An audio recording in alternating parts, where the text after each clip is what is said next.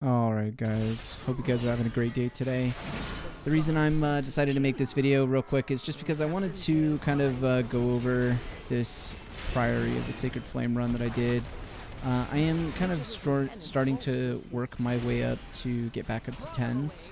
I started kind of back in the mid-season and just kind of wanted to share my experience about getting geared up in the middle of the season when everybody's kind of already fully geared, and kind of explaining my view of what's been happening. So Priory of the Sacred Flame isn't known for being one of the easiest runs out there. It's always kind of difficult, especially for me as a tank. I've kind of been trying to figure out how to navigate the pulls, especially the pulls at the start, just because they can be so extremely difficult.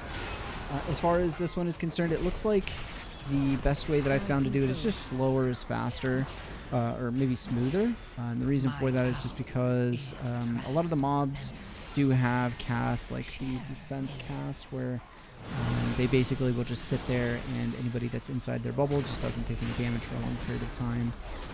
It just doesn't make sense for me to be able to pull a bunch of those guys and rely on a group to do AoE or AoE stuns. So we're moving through the instance pretty easily. Like I said, I'm trying to do these in small little pulls to ensure that I don't have to sit here and keep dealing with mechanics that I know are available. Again, this is only level 6, so it is on the lower end. And as we kind of are on the lower end of the spectrum for Method Plus runs, you don't tend to get the best players. Not to say that, you know, if you're doing level 6s you're not good, but there definitely tend to be mechanics that get missed significantly more often. DPS is a bit lower. Interrupts, which are some of the biggest things I think you could potentially, some of the biggest things that can make such a big difference, are missed pretty frequently. So in this run, again, I just wanted to showcase kind of my experience as I'm going up the ladder of, you know, starting at like 2 3s and going all the way up to 10 plus. In this run, a lot of the people that we had, the interrupts to the weekly mechanic actually weren't that bad, surprisingly. And a lot of other runs that I've done today and this week, for some reason, just having an AoE interrupt or using your interrupt in general can be a little bit difficult for people. I'm not sure if maybe people just don't understand the mechanic or what exactly is the reason why, but if you're learning the game and you're trying to figure out how best to handle these mechanics, for this specific weekly, the one where it spawns a bunch of orb, you just have to interrupt them, stun them, do something that could interrupt the cast. And then once you do that to all 10 orbs, then you're good. But if you don't, it does buff the AI that you're obviously fighting against, or the NPCs, I suppose. In this instance, again, I'm kind of showing my lack of knowledge, I suppose you could say. Because I'm kind of getting my butt kicked all over the place. I don't know if there's a spot that I should be tucking into to make sure that I don't get knocked around. As I go up these steps here, just pulling these 2 groups together, I kind of found some routes that work for me. Basically, you just Google, you know, if you're a tank and you just look up route for instance on Google, it should find a good instance or a good route. There's a bunch of routes on specific website. I'll have to look it up, but you can easily find some routes that'll show you like literally step by step for each pull in the instance, and it will very easily, you know, kind of show you what you should be doing. If you have a second monitor, obviously you just keep it up while you're doing the run, just to give you kind of a general idea of what to expect as you're running through the instance. But if you don't have a second monitor, maybe just take a quick look at it, see what potential pulls can be done, just to make sure you're being as efficient as possible. As far as this run is concerned, we did overpull a little bit at the end of the instance. Not too bad, but technically I believe we were only 1 trash pack over, but we did end up pulling an additional pack. I'm not sure who, but somebody accidentally pulled an additional pack. So as far as everything is concerned on this run, everything is pretty straightforward so far. We've had 1 death, and that was, I believe, just to the boss doing the stay spread mechanic, and I think it's a little bit too close. As I'm moving forward, it looks like this is the perfect time to grab that pack as well as the corner pack. Paladins are, in my opinion, kind of insane when it comes to N+. Specifically because of a lot of the shields that I'm able to throw around that interrupt. I show it at the end of the run, just kind of the difference in interrupts between me and my group. And the difference is pretty drastic. I feel like if you have a paladin tanking and a shaman healing, it really does feel like you just can't lose in some instances. I did heal in Season 1 on a shaman, and I can say pretty certainly that shamans are really good in my opinion, especially when healed or played correctly. I mean, there's a million buttons on the damn class, but if you play it well, I feel like you can easily exceed and show that just because you know your class and you're playing it at a specific level, it shows. The one thing about this instance is that there were a lot of places where I had to use like my AoE like Avenger shield throw to make sure that I was interrupting and doing as much damage as possible. But then I didn't have that for the orbs when they came out sometimes, like that one that just happened there. As far as the rest of this is concerned, pretty straightforward. Just gotta make sure you pull the light spawns out of each other when they die so they don't kill each other. And then the next pack, you're pretty much free to just pull all at once. You really don't have to worry about clearing just the pack before the boss and then doing everything. I do know that there are some instances where people just pull this whole area, but once again, this is a pug, it's a 6. You really don't need to worry about doing those large pulls that you would do in higher keys. Specifically because, again, you don't have... people are lacking some of the skill sets that are required. I think there's a lot of people that are just kind of autopiloting, I suppose, when they go into M+, and they don't really, they're not really too focused on ensuring that everything is done correctly. I don't know if it's selfishness or what exactly I could be referring to, but I have noticed that there's a lot of people, maybe it's just inexperience, that could very well be. Obviously, World of Warcraft has gotten more and more accessible and more, friendly to new players to attempt to attract more players, I suppose. And so kind of as you get higher in the Mythic keys, you could still complete Mythic keys without really doing the mechanics all that right, and by missing things here and there, and that kind of allows you to get away with things. And you'll get people who get up into like 10 plus keystones that, I mean, they really, in theory, should not be there, but the gear says that they can be, right? So just because you have the gear doesn't mean you're there, or you should be there, but you know, just make sure that if you get into a run or you are doing a run, the basics of playing your class are paramount. You can really do a lot with that. If you focus on just doing basic things like interrupts or stuns, I mean, honestly, interrupts are so huge, it's not even funny. The amount of damage that you can stop from happening is pretty substantial. Especially in instances like in this instance where you see a lot of fireballs going out and a lot of things being cast. The amount of interrupts that I'm doing is drastically saving the amount of damage output that the mobs can do. And it really kind of helps the healer make sure that people aren't dying, and the damage is a lot less spiky. So one thing to keep in mind when you're kind of doing these instances, the bare basics are huge. You don't need to worry about doing all the damage in the world. Honestly, I would rather have somebody be doing, you know, a million damage, but they're hitting all of their interrupts. That's a big thing, and you know, if you focus on that, that would definitely be more advantageous than if you are doing something else or just worrying about trying to get big numbers. Basics really are always going to be the biggest thing that are going to trump anything in these instances. So here we're consistently moving forward. I don't know what happened specifically with this guy. I don't know if I did something wrong, but he just wouldn't die. He just would not die. Like, he just... I don't understand. This dude was made of iron or something. I'm not sure. I'm not sure.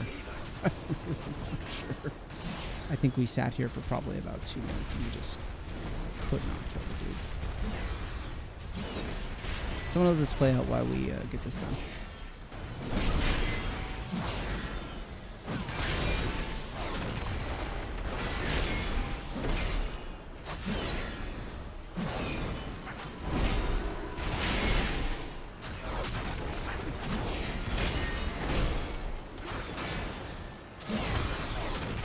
My power is... Watch your step.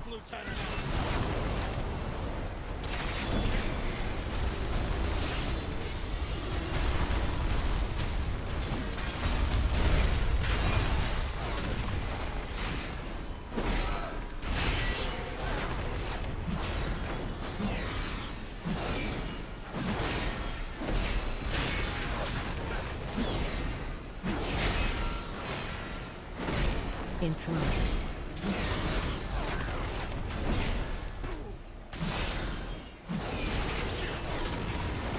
Watch your step. Eliminate these vermin!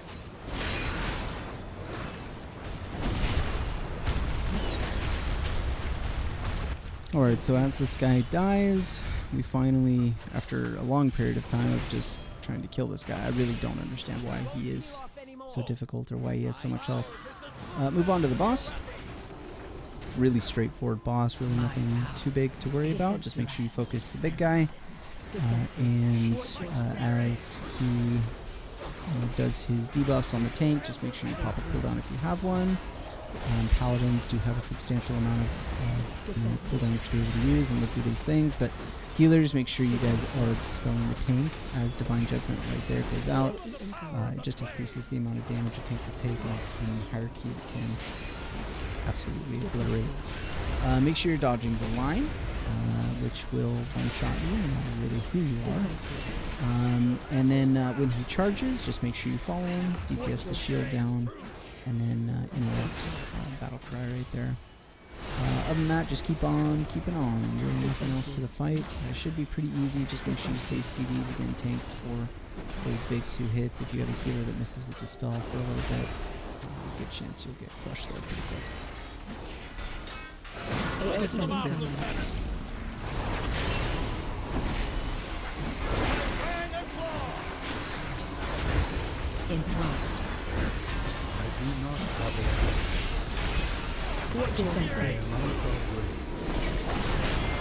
Defensive.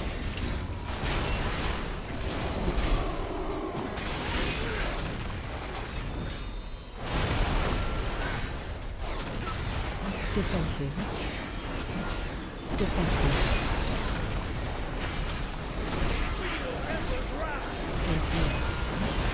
AOE incoming. Alright, so moving on to the next room. This is usually I only pull these sides after this pull one by one. In this room I decided to, or in this run I decided to pull both, just because I was kind of gauging the group and seeing how they were playing, and I felt pretty confident in knowing that the group had either enough stuns along with me and interrupts to ensure that we didn't miss a lot of spells going off or the heals going off, and we would be able to, pretty consistently take these fights without worrying about the whole group dying, or 1 or 2 people here and there dying. Right there I did take a little bit of a risk just to do my light and make sure I get all of those orbs just in case somebody else missed them. So here I just grab both groups, pull them back, make sure that I kind of LOS them just so that we can get the casters in the back all grouped up. I didn't really tell the group to do anything, but you can tell that they understood that I was pulling it back and kind of following suit. So that was, like I said, one of the big reasons why I felt comfortable doing this. I wouldn't necessarily, if you're doing lower keys, I wouldn't necessarily recommend pulling both sides. I don't think it's really worth it in the long term of the run. I think if you have a lower DPS group, I think you can get away with just pulling them one at a time, just to ensure that if you have a lower geared healer or you as the tank are on the lower end of gear, you can still make sure that you're getting things done, and you're not really putting too much risk to the group, because those 1 or 2 deaths here and there, especially on pulls like these, add up and really chunk into the time more so than if you were to just pull these separate. Again here though, I'm just going to go ahead and pull everything. Just to increase the speed at which we're clearing the instance, and because again, the group did show me pretty decently that they were going to be able to handle some of the basic mechanics like interrupting, and then obviously the orbs that come down. I mean, that is a pretty big mechanic, and if you mess that up, you have a pretty good chance of wiping because the mobs do get pretty chunky. The biggest thing as well is we do have two pretty big damage dealers, the Rogue and the Demon Hunter, are doing a pretty good amount of damage, as you can see from the damage meter on the right there. Me myself as the tank, I mean, I'm definitely not doing no damage. I mean, you know, cracking 2 million DPS there, so I'm definitely doing my fair share.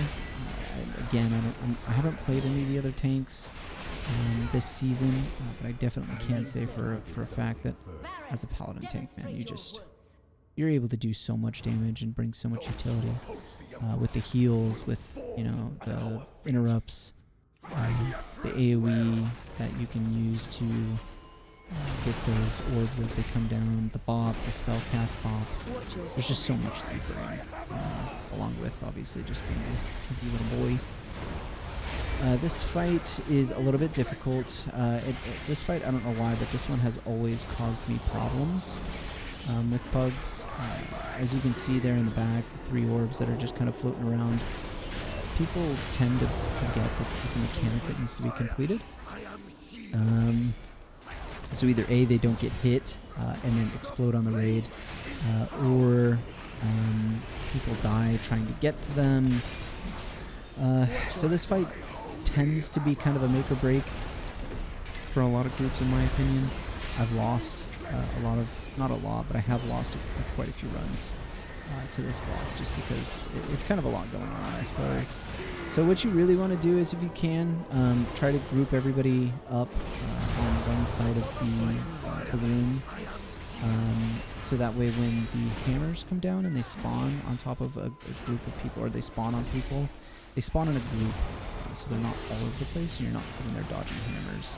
So in theory, if you wanted to do this fight really correctly, right here, the Hammer of Purity, if all of these were in the same spot, it would be a lot easier to get these orbs here, because you wouldn't have to worry about where the hammers are. You would just know that they're on the other side of the room. And then obviously this section as well, you would easily be able to just run out, because nobody would be dodging the hammers, and they would just very quickly get in, get out, get their orb, and leave. So the rest of this fight's pretty straightforward, same thing, rinse and repeat, and we'll keep watching, we'll keep talking after we get into this boss.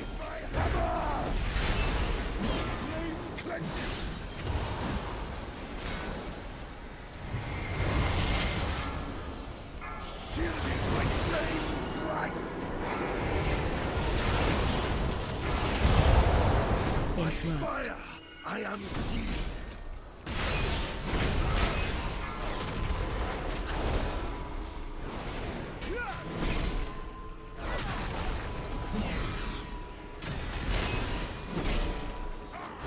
My power. Watch your step.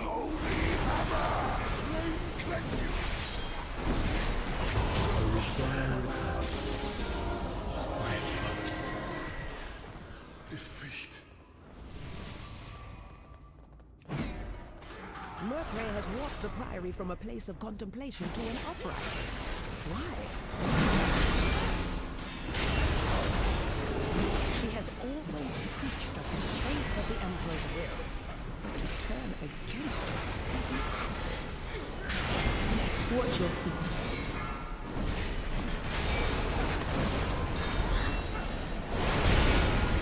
In front.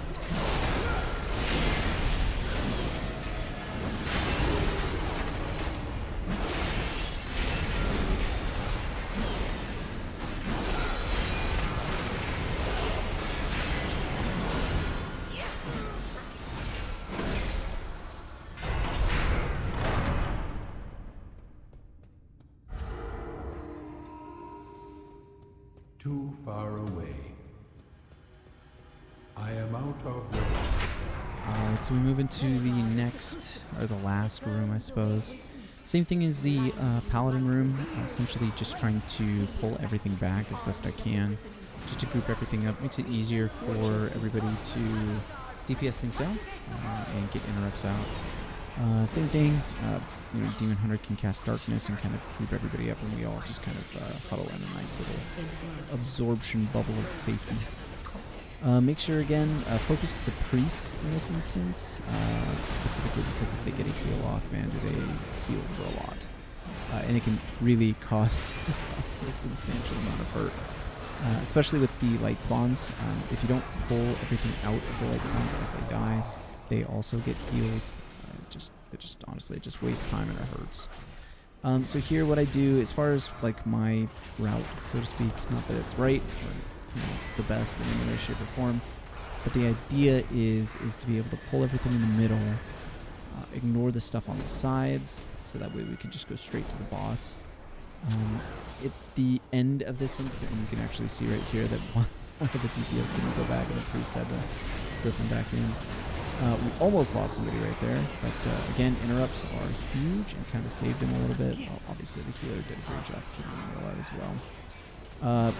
As you can see though, the goal is just to try to clear the middle, and then that way we can just go straight up to the boss after that. But keep interrupting, making sure that those greater heals don't get off, focusing the priests, making sure that none of those fireballs, if we can, go off, just to make sure that they're not randomly getting chucked off and people causing a bunch of damage. Here we got pretty lucky. The DPS actually managed to get that light spot down before he popped that heal, so we didn't have to re-kill this light spawn all over again. And then after they cast that, you just kind of walk away. And then here we just have that center guy. So my goal, as you can see on the right hand side, we're up at 94%. After this boss dies, we've hit our limit. We've hit 100%. And if you look, once we get past this boss, you'll see that I pulled the path on the right, next to the stairs. I just didn't trust that we could walk straight up the center without pulling. We did have a priest, so technically we should have been able to if they did Mind Soothe. I just didn't want to deal with it. So I went ahead and just pulled the path on the right. We'll see here in a sec after we get this boss dead.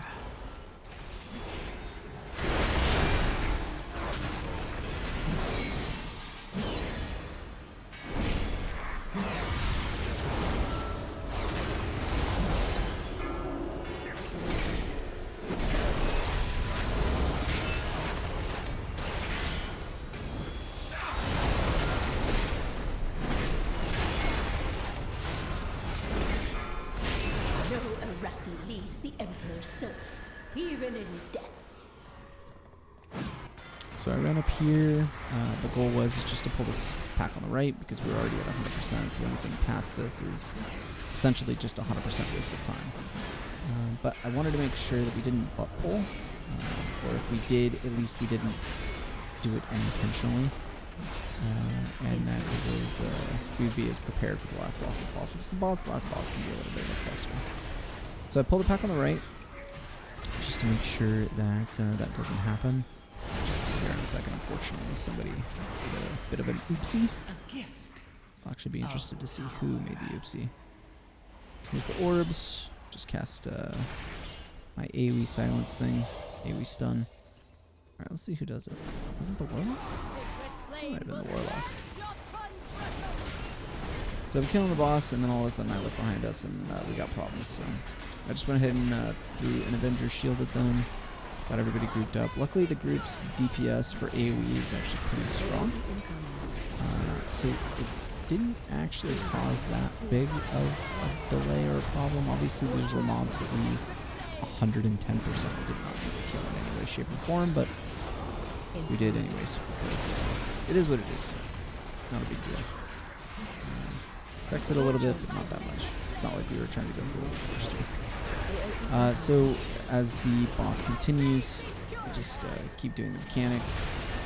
One thing for tanks for this blinding light right here, if you don't want to just turn around, you can just walk through the boss, and obviously that will put your back to the boss. And I mean, you really don't need to do much. So you don't need to worry about keyboard turning. You don't need to worry about holding right click and turning around. you can literally just walk through the boss, and then obviously you will have your back. You don't need to worry about turning around. And then obviously once you go through the boss, you turn around after that. But so everything's going pretty good here. We move up to the last part of the instance. Getting to the last boss. This part is always a little bit sketchy, because as the tank, you can't do anything about these ads.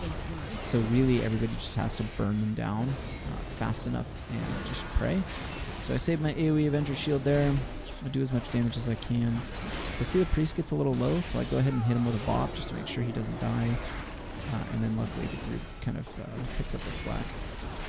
And we get it all done. So this run was reasonably good. I mean, I think that's 2 or 3 deaths on the side there. So I would say honestly a really good run, especially for a level 6, because you really don't know what you're going to get into for lower instance runs. So for this one, I would say I'm really happy with how it turned out. I would say that this is definitely an above average run for sure. Everybody did a reasonably good job. I'll show you at the end here just how big it is when you have a paladin as a tank, or you know, somebody who is trying to make sure that interrupts are being taken care of. It really is a big deal. So this run was a really good run. This was a +1. So not the fastest, but not the slowest. Got a nice little upgrade there. Like I said, I'm still gearing up, so a lot of gear is still really useful for me. Still working on it. Here in a sec at the bottom right, though, I do pull up the interrupts, and this is something that I think is really shows. So you can see me there, 53. Next person is, I think, 15. So really big difference between what I can do as somebody who I would say is probably over 3K rated normally, and maybe somebody on the lower end of the spectrum. So if you focus on interrupts, you'll be able to go far, I promise. Anyways, guys, thanks for watching. Appreciate it. Hope you guys have a great day. Bye-bye.